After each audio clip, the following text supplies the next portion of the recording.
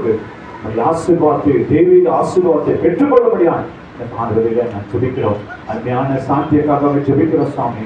அவருடைய வீடு கட்டுகிற காரியத்தில் இருக்கிற எல்லா தடைகளையும் மாற்றி அற்புதங்களை, அதிசயங்களை செய்து அந்த அக்காவுடைய வேண்டுதல்கள், விண்ணப்பங்கள் எல்லாவற்றையும் நீங்க கேட்டு அதற்கான பதிலை கொடுத்து சீக்கிரமாய் இந்த வீட்டை கட்டி முடித்து உங்க நாமத்துக்கு மகிமையாய் நீங்க பிரதிஷ்டை செய்யப்போற கிருபைக்காய் அவருடைய வேண்டுதல்கள், விண்ணப்பங்கள் எல்லாவற்றையும் நீங்க கேட்டு பதில் கொடுக்கும் போது சொல்கிறோம். இன்னும் யாரால் எனக்காக ஜெபிக்க மாட்டார்களா, என்னுடைய பிள்ளைகளுக்காக ஜெபிக்க மாட்டார்கள் கேட்டுக்கொண்டிருக்கிற ஒவ்வொரு பிள்ளைகளும் உங்களுடைய கரத்துல குறிச்சு வைக்கிற ஒவ்வொரு குடும்பத்தின் பிள்ளைகளும் உங்களுடைய கரத்தில் அர்ப்பணிக்கிறேன். நீங்க ஏற்று வணங்கும்படியாக ஜெபிக்கிறோம். எல்லா துதிக்கான மகிமை உமக்கு செலுத்துகிறோம். இயேசு மஞ்சள் நல்ல பிதாவே, ஆமென். இப்பொழுது சாட்சியின் நேரம். யாராவது ஆண்டவருடைய வாழ்க்கையிலே நன்மை செய்திருந்தால் நீங்க வந்து சாட்சியாய் அதை ஆண்டவருடைய சன்னிதானத்திலே சொல்லலாம்.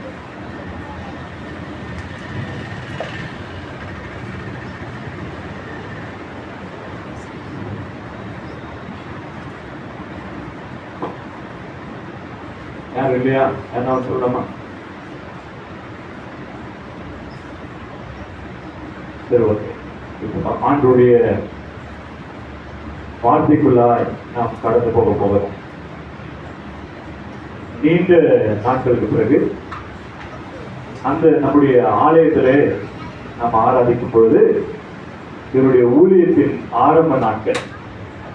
அப்போது 40 நாட்கள் உபவாசத்தோடு காத்திருந்து ஜெபித்து அவருடைய ஊழியத்தை ஆரம்பித்தார்.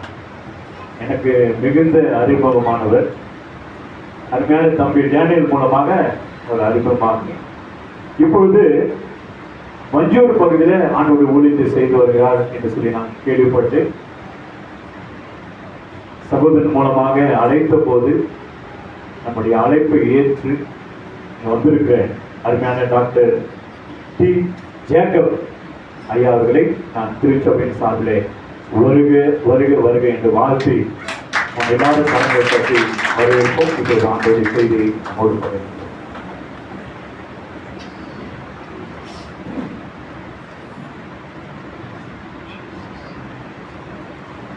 அல்லேலூயா. ஆண்டவரும் இரட்சகருமாகிய இயேசு கிறிஸ்துவின் இணையான நாமத்திலே மத்தியிலே கர்த்தருடைய வார்த்தையை பகிர்ந்து கொள்ளும்படியாக தேவன் கொடுத்ததான இந்த நல்ல ஸ்லாக்கியத்திற்காக நான் கர்த்தரை துதிக்கிறேன். ஆமென். அல்லேலூயா. கர்த்தர் நல்லவராய் இருக்கிறார். ஆமென். அவரை தேடுகிற யாவருக்கும் அவர் நன்மை செய்கிற தேவனாய் இருக்கிறார். ஆமென். அல்லேலூயா. அல்லேலூயா.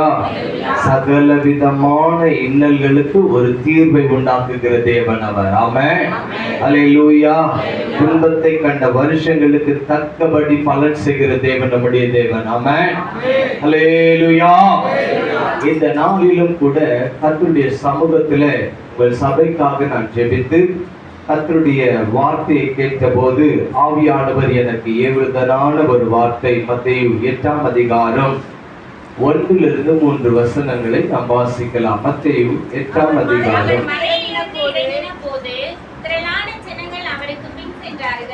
அப்பொழுது குஷ்டரோகி ஒருவன் வந்து அவரை பணிந்து, ஆண்டவரே, உமக்கு சித்தமானால் என்னை சுத்தமாக்க உம்மால் ஆகும் என்றான். இயேசு தமது கையை நீட்டி அவனை தொட்டு, எனக்கு சித்தம் உண்டு, சுத்தமாக என்றார். உடனே குஷ்டரோகம் நீங்கி அவன் சுத்தமானான். அல்லேலூயா. அல்லேலூயா. எத்தனை பேர் வாசித்தீங்க? எத்தனை பேர் அப்படியே யாருன்னா வாசிக்கிட்டோம்? நாம அப்படி கவனிக்கலாம் அப்படின்றீங்க. எத்தனை பேர் வாசித்தா எனக்கு என்ன, வாசிக்காட்டா எனக்கு என்ன, கவனிச்சா எனக்கு என்ன, கவனிக்காட்டா எனக்கு, அப்படி எத்தனை பேர் இருக்கிறீங்க? தேவ சமூகத்துல பயத்தோடும் நடுக்கத்தோடும் கர்த்தருடைய வார்த்தையை கவனிக்க வேண்டும். அல்லேலூயா. அப்பொழுது உங்க சிறையிருப்பை மாற்றுகிற தேவ வல்லமை உங்களை தொடும். இன்றைக்கு நான் கர்த்தருடைய வார்த்தையை சுமந்து வந்திருக்கிறேன் என்று சொன்னால் உங்க வாழ்க்கையில் ஒரு தெய்வீக அற்புதத்தை கர்த்தரிடத்திலிருந்து உங்களுக்கு கொடுக்கும்படியாக சுமந்து வந்திருக்கிறேன். அல்லேலூயா. அதை பெற்றுக் கொள்வதற்கு சபையார் மிகுந்த வாஞ்சியோடும் ஏக்கத்தோடும் இருக்க வேண்டும். அல்லேலூயா. அல்லேலூயா. இந்த நாளிலும் தேவனுடைய பிள்ளைகளே, இங்கே ஒரு சம்பவத்தை நாம் வாசிக்கலாம், மறுபடியும் வாசிக்கலாம். அவர் மலையிலிருந்து இறங்கின போது திரளான ஜனங்கள் அவருக்கு பின் சென்றார்கள். அப்பொழுது குஷ்டரோகி ஒருவன் வந்து பணிந்து, ஆண்டவரே உமக்கு சித்தமானால் என்னை சுத்தமாக்கும், உம்மால் ஆகும் என்றார். இயேசு கையை நீட்டி அவனை தொட்டு எனக்கு சித்தமுண்டு சுத்தமாகு என்றார். ஆமென். உடனே அந்த குஷ்டரோகி நீங்கி சுத்தமானான். ஆமென். இன்றைக்கு உங்க வாழ்க்கையில காணப்படுகிறதான சகல விதமான ரோகங்களும், குஷ்ட ரோகங்களும், வியாதியின் ரோகங்களும் உங்களை விட்டு அகற்றப்பட போகிறது. ஆமென். இங்கே குஷ்ட ரோகம் என்பது ஆவிக்குரிய பிரகாரமாய் நாம் பார்க்கும் பொழுது நமக்குள் காணப்படுகிற பாவ வாழ்க்கையை காண்பிக்கிறது. இந்த பாவத்தின் ரோகம் நம்மை விட்டு நீங்கும் போதுதான் தேவனுடைய மகிமையும், தேவனுடைய அற்புதத்தையும், தேவனுடைய விடுதலையும், தேவனுடைய மகத்துவத்தையும் நம்முடைய வாழ்க்கையில் நாம் சுதந்திரித்துக் கொள்ள முடியும். ஆமென். ஆகவே தேவனுடைய பிள்ளைகளே, நமக்குள் காணப்படுகிற ரோகமாகிய குஷ்டங்கள், பாவங்கள், அக்கிரமங்கள், அசுத்தங்கள், தேவனுக்கு பிரியமில்லாத காரியங்கள் நம்மை விட்டு அகற்றப்படும்படி நாம் இன்றைக்கு இந்த சத்திய வார்த்தைக்கு கீழ்ப்படிவோமாக. அல்லேலூயா. உயிரோடு இருக்கிறவங்க எல்லாம் சத்தமா ஒரு அல்லேலூயா சொல்லுங்க. கர்த்தருக்கு ஸ்தோத்திரம். ஆமென்.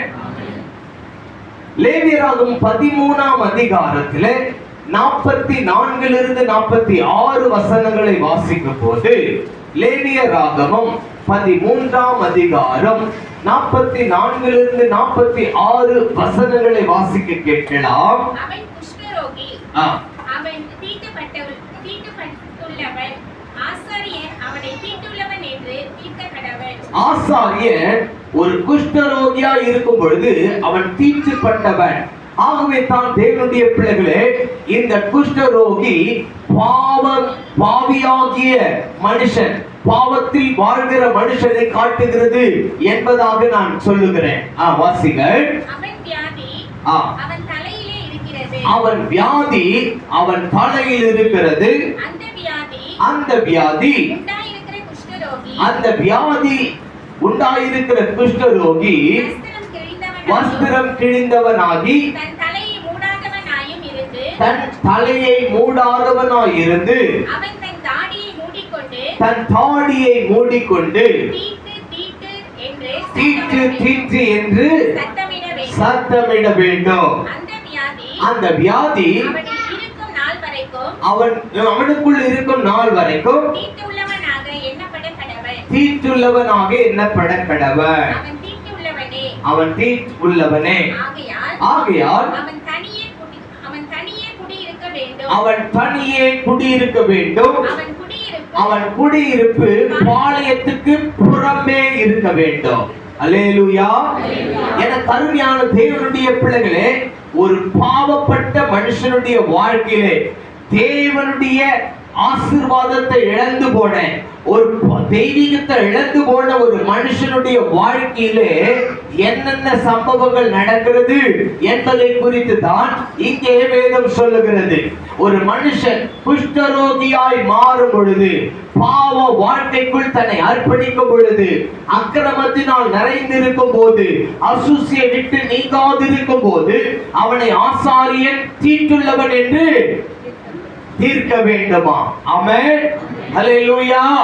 எங்கே ஒரு தேவனுடைய சபைக்குள்ளே, ஒரு ஆவிக்குரிய சபைகளுக்குள்ளே, ஒரு தேவனுடைய பிள்ளைகளுக்குள்ளே அசுத்தம் காணப்படுகிறதோ அங்கே தேவனுடைய மகிமை வெளிப்படுவதில்லை.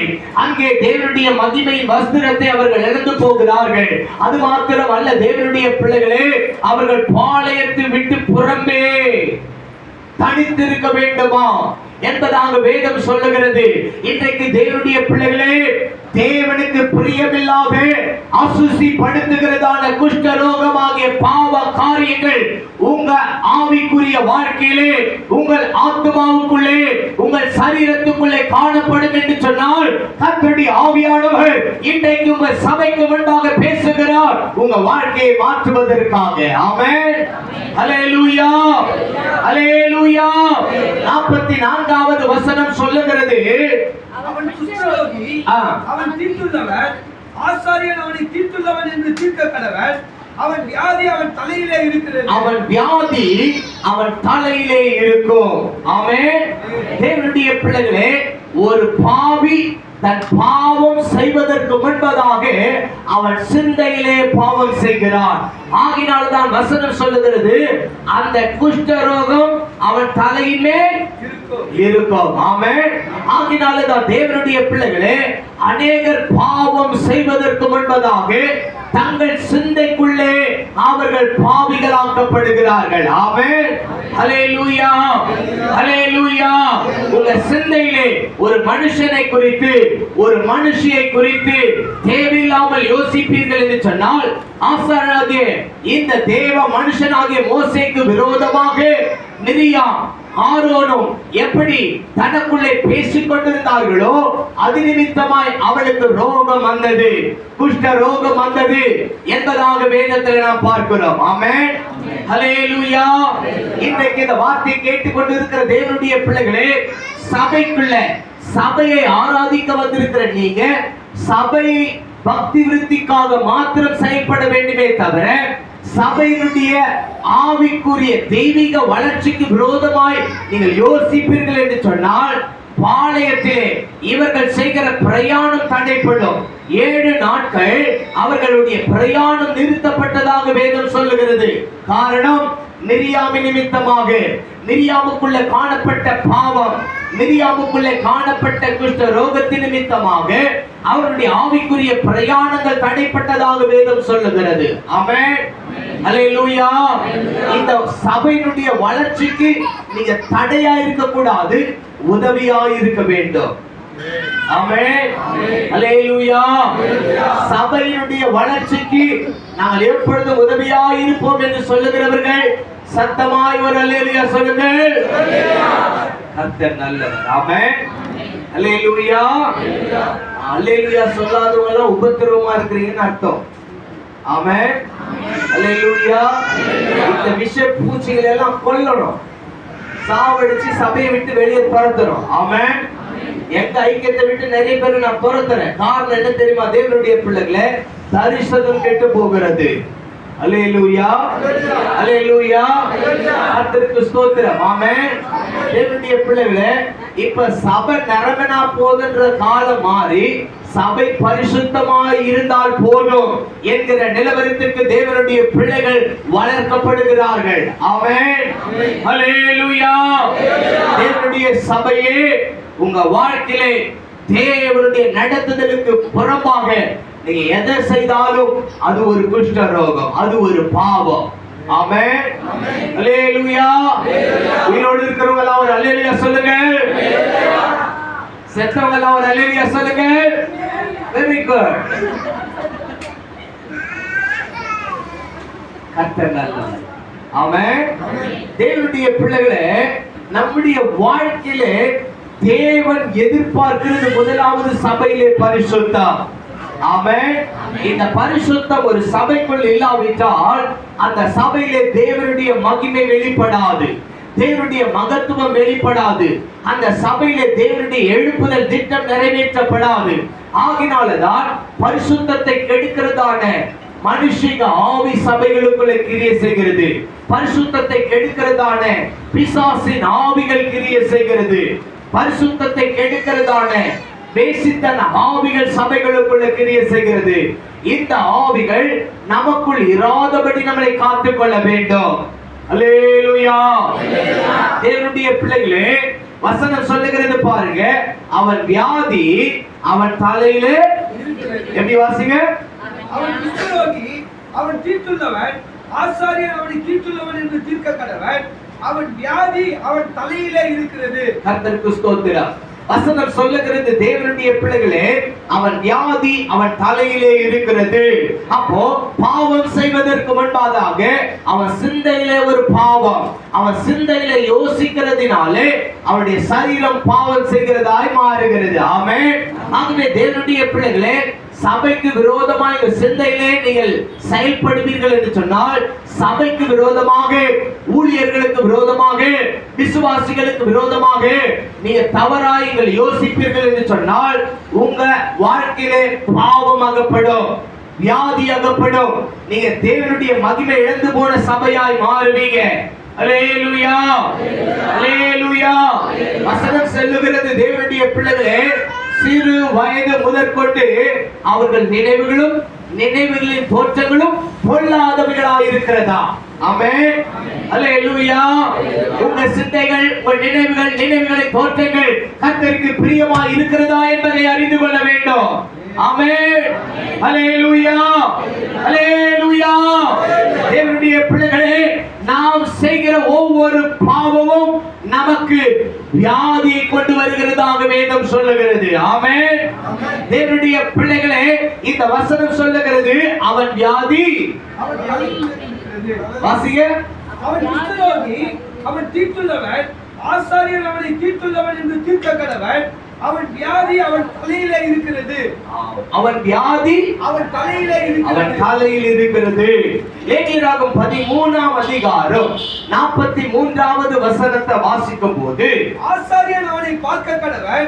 ஆசாரியர் அவனை பார்க்க கடவன். அவனுடைய மொட்டை தலையிலாவது அரை மொட்டை தலையிலாவது 13:43. ஆசாரியன் அவனை பார்க்க கடவன், அவன் மொட்டை தலையிலாவது அதை முட்டை 45 வசனம். அந்த வியாதி உண்டாயிருக்கிற குஷ்டரோகி வஸ்திரம் கிழிந்தவனாயோ தன் தலையை மூடாதவனாயும் இருந்து அவன் தன் தாடியை மூடிக்கொண்டு தீட்டு தீட்டு என்று சத்தமிட வேண்டும். கர்த்தருக்கு ஸ்தோத்திரம். அவன் வியாதி அவன் தலையின் மேல் இருக்கிறது, அவன் வஸ்திரம் கிழிந்தவனாக. எப்பொழுது ஒரு மனுஷனுக்குள்ளே பாவ சிந்தனைகள் வருகிறதோ, பாவத்திற்கு தன்னை ஒப்பு கொடுக்கிறார்களோ, அப்பொழுது ஆண்டவர் கொடுத்த மகிமை வஸ்திரத்தை ஆதாம் இழந்து போனது போல, தோட்டத்தை விட்டு அகற்றப்பட்டது போல மகிமை வஸ்திரத்தை அவன் இழந்து போகிறான். அல்லேலூயா. தேவனுடைய சபையே, உன்னுடைய ஆவிக்குரிய வாழ்க்கையில் நீ பரிசுத்தத்தை இழந்து போகும்போது உனக்கு தேவன் வைத்திருக்கிற மகிமையின் வஸ்திரத்தை நீ இழந்து போவாய். தேவன் கொடுத்த கிருபையை நீ இழந்து போவாய். தேவன் கொடுத்த வரங்களை நீ இழந்து போவாய். ஆகவே பரிசுத்தமாய் உன் ஆவிக்குரிய வாழ்க்கையை, ஆத்துமாவை, சரீரத்தை காத்துக் கொள்ளும்படி ஒப்புக்கொடு. அல்லேலூயா, அல்லேலூயா. பரிசுத்தமாய் காத்துக் கொள்ளும் பொழுது அந்த வஸ்திரம் கிழிக்கப்படாது. ஆமென். வசனம் சொல்லுகிறது தேவ பிள்ளைகளே, அந்த மகிமையின் வஸ்திரத்தை அவன் இழந்து போனானா. ஆமென். வாசிங்க. அந்த வியாதி உண்டாயிருக்கிற குஷ்டரோகி, அந்த வியாதி உண்டாயிருக்கிற குஷ்டரோகி வஸ்திரம் கிழிந்தவனாயோ, வஸ்திரம் கிழிந்தவனாய், மகிமை இழந்தவனாய். மகிமை இழந்து போன ஒரு சபை ஒருபோதும் தேவனுக்காக எழுப்புதலை கொண்டு வர முடியாது. ஏதோ ஒரு பாரம்பரியமாய் கர்த்தரை ஆராதித்து, பாடி, கீர்த்தனை பண்ணி, துதித்து, மகிமைப்படுத்தி விட்டு மனம் போன வாழ்க்கையில வாழ்ந்து கொண்டிருக்கிற ஒரு வாழ்க்கையாகவே ஒரு கிறிஸ்தவ வாழ்க்கை இருக்குமே தவிர, மகிமை இல்லாத ஒரு சபையை கொண்டு தேவன் ஒரு பெரிய காரியங்களை செய்ய முடியாது. ஆமென். அல்லேலூயா, அல்லேலூயா, அல்லேலூயா. குஷ்டரோகி வஸ்திரத்தை இழந்து போகிறான் என்று வசனம் சொல்லுகிறது. வாசிங்கள். அவன் அந்த வியாதி உண்டாயிருக்கிற குஷ்டரோகி வஸ்திரம் கிழிந்தவனாயோ தன் தலையை மூடாதவனாயும் இருந்து, வஸ்திரம் கிழிந்தவனாய். வேதம் சொல்லுகிற ரோமர் 3ஆம் அதிகாரம் 23வது வசனத்தை வாசிக்கும் போது, ரோமர் 3:23 ஒருவர் வாசிக்கலாம். எல்லாரும் பாவம் செய்து தேவ மகிமையை அற்றவர்களாய் ஆகி. ஆமென். தேவனுடைய பிள்ளைகளே, எந்த ஒரு சபை பாவம் செய்கிறதோ, எந்த ஒரு விசுவாசி பாவம் செய்கிறார்களோ, அவர்களுக்குள் தேவன் வைத்திருக்கிற மகிமை அற்று போன நிலவரத்துக்குள் வருகிறார்கள். ஆமென். உங்க வாழ்க்கை எப்படி இருக்கிறது என்று கர்த்தர் கேட்க சொல்லி இருக்கிறார். உங்க ஆவிக்குரிய வாழ்க்கை எப்படி இருக்கிறது?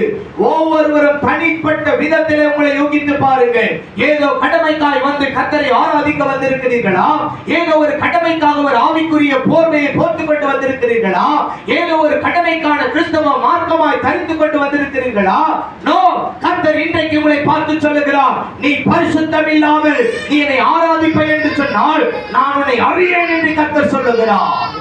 அல்லேலூயா, அல்லேலூயா, அல்லேலூயா. தேவனுடைய பிள்ளைகளே, எல்லாரும் பாவம் செய்து தேவ மகிமை அற்றவர்களாகி பாவம் செய்கிற ஆத்மா சாகவே சாகும் என்று வசனம் சொல்லுகிறது.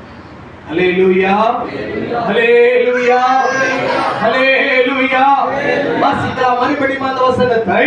எல்லாரும் பாவம் செய்து தேவ மகிமை அற்றவர்களாகி இலவசமாய் அவருடைய கிருபையினாலே கிறிஸ்து இயேசுவிலுள்ள மீட்பை கொண்டு நீதிமான்களாக்கப்படுகிறார்கள். தேவனுடைய சபையே, நீங்கள் அழகான ஒரு வஸ்திரங்களை போட்டுக்கொண்டு கர்த்தரை ஆராதிக்க வந்திருக்கலாம்.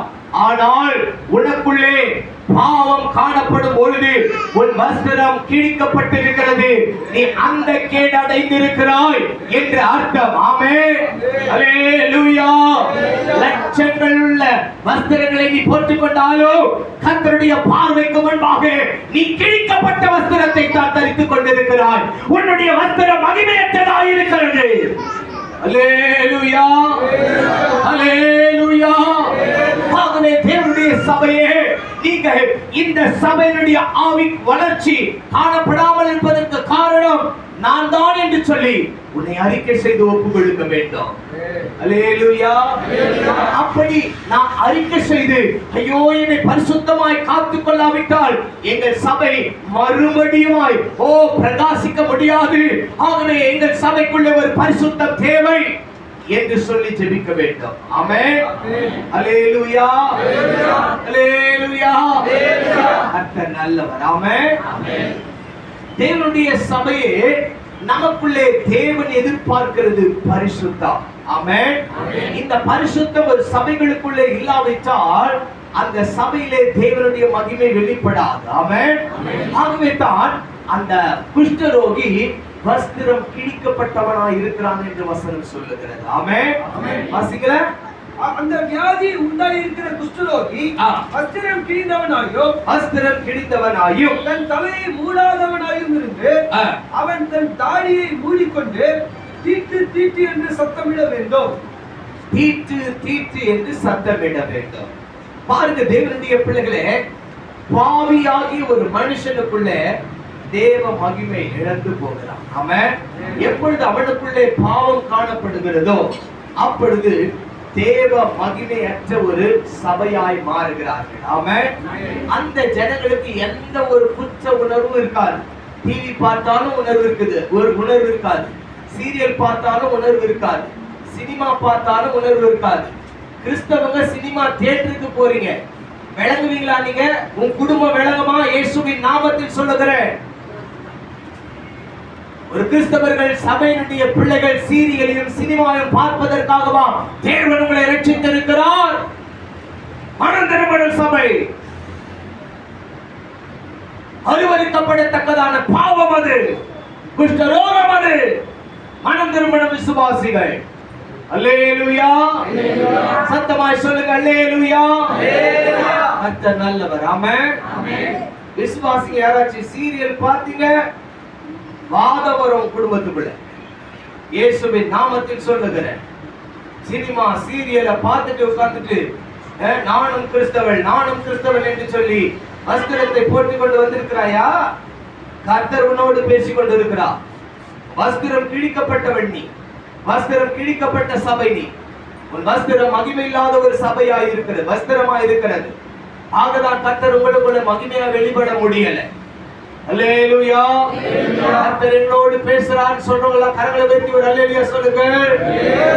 ஆனாலும் கீழ்ப்படிய மாட்டோம் பிரதர் சொல்றவங்க ஒரு அல்லேலூயா சொல்லுங்க.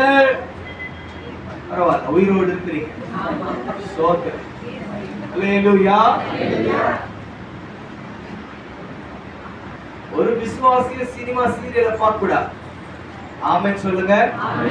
அது கிழவி கட்டு கதைன்னு வசனம் சொல்லுது. ஆமென். கிழவி கதைகளுக்கு விலகி இருக்கணுமா, கட்டு கதைகளுக்கு விலகி இருக்கணுமா. ஆமென். அல்லேலூயா. கர்த்தருக்கு ஸ்தோத்திரம்.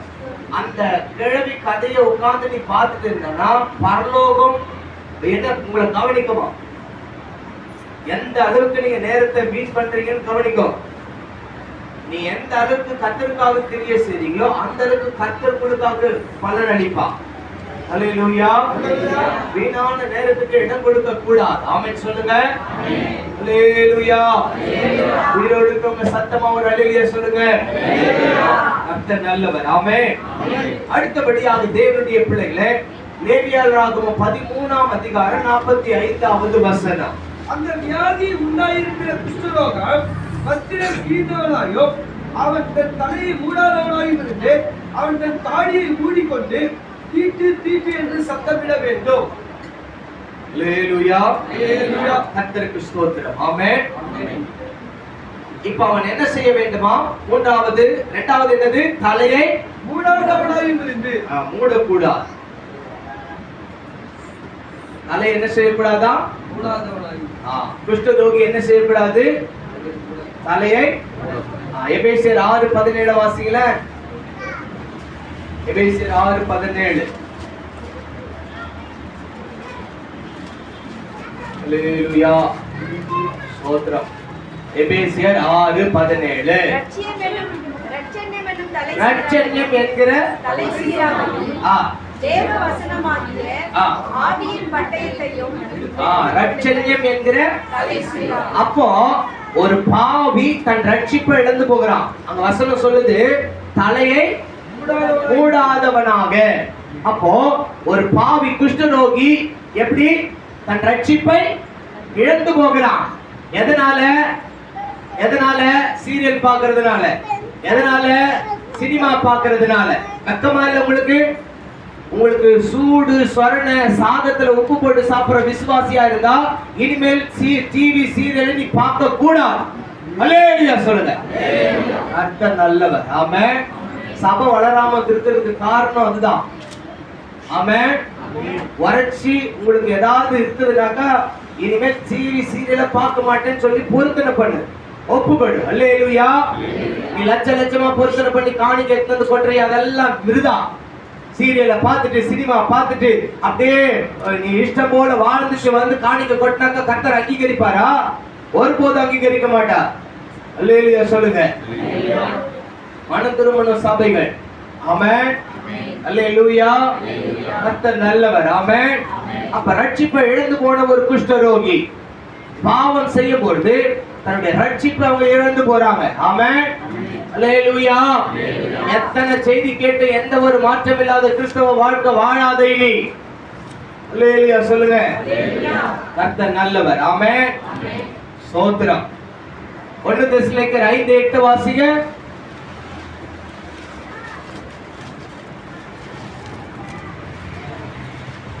பகலுக்குரியவர்களாகிய நாமோ தெரிந்தவர்களாய் இருந்து விசுவாசம், அன்பு என்னும் மார்க்கத்தையும் ரட்சிப்பின் நம்பிக்கை என்னும் தலைசீராவையும் மறைத்து கொண்டிருக்கிறோம். ரட்சிப்பின் நம்பிக்கை என்கிற தலைசீரா. எது? ரட்சிப்பின் நம்பிக்கை என்கிற தலைசீரா. ஆமென். இது யாருக்கு உண்டா இருக்கு தெரியுமா? கர்த்தரால் மீட்கப்பட்ட ஜனங்களுக்கு உண்டு. ஆமென். நான் மரித்து போனா எங்க போவேன்? பரலோகம் போவேன். ஆமென். அதுதான் ரட்சிப்பின் நம்பிக்கை என்கிற தலைசீரா. அல்லேலூயா. சினிமா சீரியலை பார்த்துட்டு உட்கார்ந்து கிழவி கதையை பார்த்துட்டு ஒரு சபை விசுவாசி இவன் சரியில்லை, அவன் சரியில்லை, அவங்க சரியில்லை, இவங்க சரியில்லை குறை சொல்லிட்டு இருந்தா எப்படி பரலோகம் போக முடியும்? ரட்சிப்பின் நம்பிக்கை என்கிற தலைசீரா இல்ல. அல்லேலூயா. இன்னைக்கு செத்தா பரலோகம் போவன்ற நம்பிக்கை எத்தனை பேருக்கு இருக்கு? கரங்களை உயர்த்தி ஒரு அல்லேலூயா சொல்லுங்க. இருக்கு. உங்க தலை மேல கையை வச்சு ஜெபம் பண்ணா தெரிஞ்சிடும் என்னன்னா ஏமாத்து வேலை பண்றீங்க. அல்லேலூயா. கர்த்தருக்கு ஸ்தோத்திரம். ஆமென். உங்களுக்குள்ள ரட்சிப்பின் நம்பிக்கைங்கிற தலைசீரா இருந்துச்சுன்னாக்கா உங்களை தேடி ஜனங்கள் திரளா வருவாங்க. அல்லேலூயா. அந்த மகிமை வெளிப்படும். ஆமென். நீ யாருக்கும் பயப்பட வேண்டிய அவசியம் இருக்காது. ஆமென். அல்லேலூயா. ராஜாக்கள் உங்க மேல இருக்கிற மகிமையை பார்த்து நடந்து வருவாங்களாம். உங்க மேல் உதிக்கிற ஒளியை பார்த்து ராஜாக்கள் நடந்து வருவார்கள். அப்படிதான் வசனம் சொல்லுது. ஆமென். அது பொய்யா? பொய்யா உண்மையா? கர்த்தருக்கு ஸ்தோத்திரம். அல்லேலூயா. மகிமை நமக்குள்ள இருந்தா பட்சிக்கிறவனிடத்துல கூட பட்சணையை கர்த்தர் உண்டு பண்ணுவா. அல்லேலூயா. வரமாட்டேங்குது. ஆமென். அப்ப தேவனுடைய பிள்ளைகளை நமக்குள்ள இந்த ரட்சிப்பை தினந்தோறும் நம்ம காத்துக்கொள்ள வேண்டும். ஆமென்.